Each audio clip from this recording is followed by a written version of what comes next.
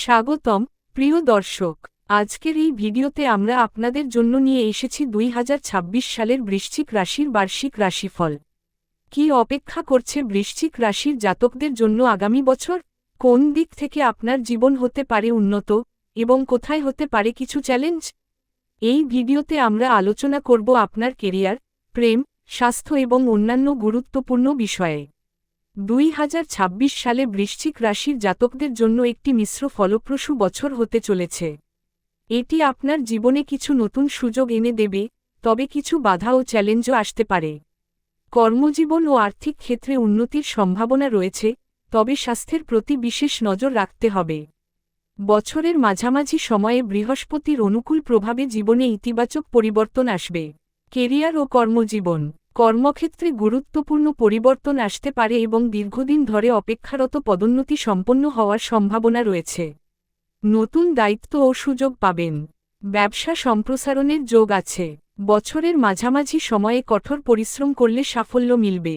বিদেশ যাত্রারও সম্ভাবনা রয়েছে। আর্থিক জীবন, আর্থিক পরিস্থিতি উন্নত হবে এবং আয়ের নতুন উৎস তৈরি হতে পারে। স্থাবর সম্পত্তি বা গাড়ি কেনার সুযোগ আসতে পারে। অংশীদারি ব্যবসায় বিনিয়োগ লাভজনক হতে পারে। তবে এপ্রিল থেকে জুনের মধ্যে আর্থিক সিদ্ধান্ত নেওয়ার ক্ষেত্রে সতর্ক অবলম্বন করা উচিত। বৃহস্পতি বছরের শুরু থেকে 2রা জুন পর্যন্ত আপনার অষ্টম ভাবে থাকবে, যা অশুভ স্থিতি মানা হয়ে থাকে। ব্যবসা, বৃশ্চিক রাশিরা ব্যবসার জন্য 2026 ঠিকঠাক থাকবে। যদিও ব্যবসাতে প্রাপ্ত হওয়া পরিণাম ভালোও হতে পারে, কিন্তু এটির জন্য আপনার নির্ণয় ক্ষমতাকে মজবুত হওয়া প্রয়োজন হবে, কেননা এটির প্রবল সম্ভাবনা রয়েছে এই বর্ষ আপনার নির্ণয় নেওয়ার ক্ষমতা দুর্বল থাকতে পারে। এই সময় আপনি সঠিক সিদ্ধান্ত নিতে অসুবিধার সম্মুখীন হতে পারেন, যার ফলে কখনো কখনো আপনি সঠিক সময়ে সুযোগ হাতছাড়া করতে পারেন। শিক্ষা, ছাত্রছাত্রীদের জন্য বছরটি সাফল্যে ভরপুর হতে পারে। প্রতিযোগিতামূলক পরীক্ষা বা ইন্টারভিউয়ে সাফল্য লাভের সম্ভাবনা রয়েছে। পঞ্চম ভাবে শনি গ্রহ উপস্থিত হবে, আর এই সময় আপনাকে পড়াশোনাতে সহপাঠীদের কাছ থেকে আপনার খুব বেশি সমর্থন পাওয়ার সম্ভাবনা কম।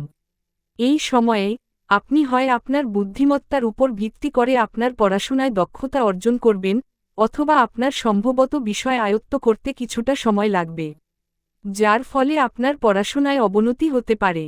উচ্চশিক্ষা ও গবেষণার কাজে যুক্ত ব্যক্তিরা নতুন অভিজ্ঞতা অর্জন করতে পারবেন।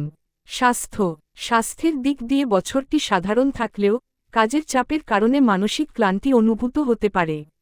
শনি মহারাজ পুরো বছর আপনার পঞ্চম ভাবে বিরাজমান থাকবেন, আর এইভাবে শনি গ্রহের গোচরকে ভালো মানা হবে না। এই সময় শনি দেব আপনার পেটের সাথে জড়িত রোগ দেওয়ার কাজ করতে পারে। অন্যদিকে রাহু দেব 5 ডিসেম্বর পর্যন্ত আপনার চতুর্থ ভাবে থাকবে। সরল ভাষায় বলতে গেলে বছরের অধিকতর সময় রাহুর চতুর্থ ভাবে উপস্থিত আপনার স্বাস্থ্যের জন্য ঠিক বলা যাবে না। এই সময় এটি আপনার হৃদয়, বুকে বা কিডনির সাথে জড়িত সমস্যা দিতে পারে বা মানসিক স্বাস্থ্যকে প্রভাবিত করতে পারে।